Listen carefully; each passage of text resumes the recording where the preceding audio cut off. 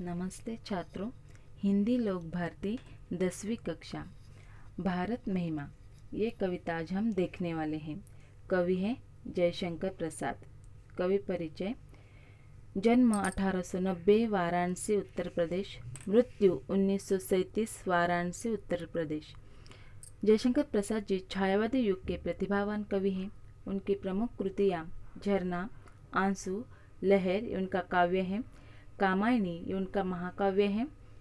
चंद्रगुप्त, ध्रुवस्वामिनी ये ऐतिहासिक नाटक है। प्रतिध्वनि, आकाशदीप, इंद्रजाल ये उनका कहानी संग्रह है। कंकाल, तितली, इरावती ये उनके उपन्यास है आदि। इनकी रचना में प्राचीन भारतीय संस्कृति की झलक हमें दिखाई देती है। मानवीय सौंदर्य के साथ साथ प्राकृतिक सौंदर्य का चित्रण भी इनके रचनाओं में मिलता है। भारत महिमा इस कविता में कवि ने अपने देश के गौरवशाली अतीत का सजीव चित्रण किया है। चलते हम कविता की ओर। कविता की पंक्तियां हैं। हिमालय के आंगन में उसे किरणों का दे उपहार, उषा ने हंस अभिनंदन किया और पहनाया हीरक हार। भावार्थ इस प्रकार है। कवि भारतवर्ष का गुणगान करते हुए कहते हैं कि हिमालय भारत का प्राकृतिक सरताज है। सूरज की पहली किरणें हिमालय की ऊंची चोटियों पर पड़ती है तो चोटियां चमकने लगती हैं। हिमालय के आंगन पर सूरज की पहली किरण पड़ना भारतवर्ष के लिए एक अमूल्य भेंट है। सफ़ेद बर्फ पर ये सूरज की किरणें पड़ती हैं तो चोटियां चमकने लगती हैं। ऐसा लगता है भारतवर्ष को हीरो का हार पहनाया है।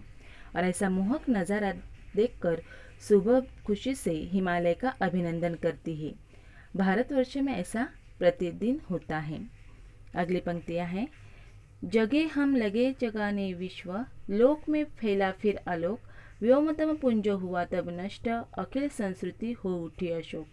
भावार्थ इस प्रकार है।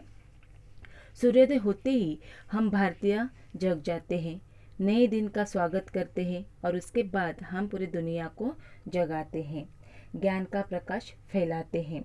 ऐसा करने से व्योमतम पुंज धीरे धीरे नष्ट हो जाता है।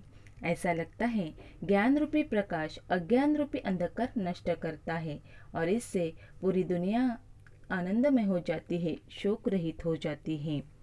अगली पंक्तियां हैं। विमल वाणी ने वीणा ली, कमल कोमल कर में सप्रीत, सप्त स्वर सप्त सिंधु में उठे, छिड़ा तब मधुर साम संगीत। भावार्थ इस प्रकार। भारत भूमि हमेशा अच्छे विचारों वाली भूमि रही है। इस भूमि में अनेक मौल्यवान साहित्य की निर्मित हुई है। इनमें मधुर वाणी का प्रायः महत्व प्रतिपादित किया जाता है। विद्या की देवता शारदा सरस्वती ने अपने कर कमलों में प्रेम के साथ वीणा धारण की और सप्त स्वरों से उसे झंकारा। उससे सप्त नदियों तक उसकी मधुर वाणी गूंज उठी तो सामवेद के मधुर गीतों की निर्मित हुई। अगली पंक्तियां हैं। विजय केवल लोहे की नहीं, धर्म की रही धरा पर धूम, भिक्षु होकर रहते सम्राट, दया दिखलाते घर घर घूम। भारतवर्ष ने इतिहास से लेकर आज तक शस्त्रों से बढ़कर शास्त्रों को महत्व दिया है। नैतिकता, मानवीयता इसे अपनाया है। भारत ने सभी को सिखलाया है कि विजय केवल लड़ने से झगड़ने से नहीं, बल्कि विजय तो शास्त्र से ही मिलती है, नीति से मिलती है। पूरी दुनिया के सामने यह आदर्श है कि महान योद्धा सम्राट अशोक को कलिंग युद्ध मानवता के धर्म ने हराया।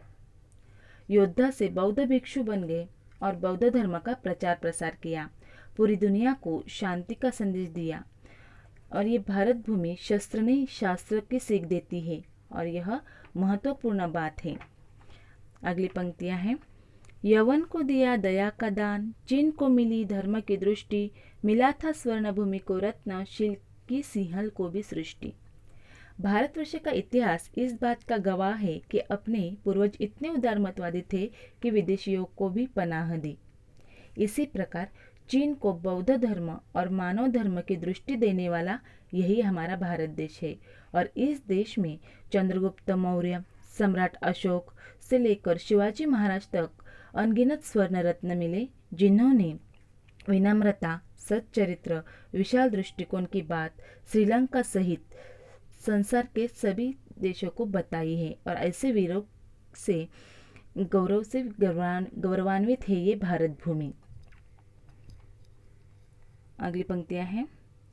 किसी का हमने छीना नहीं, प्रकृति का रहा पालना यही, हमारी जन्मभूमि थी यही, कहीं से हम आए थे नहीं।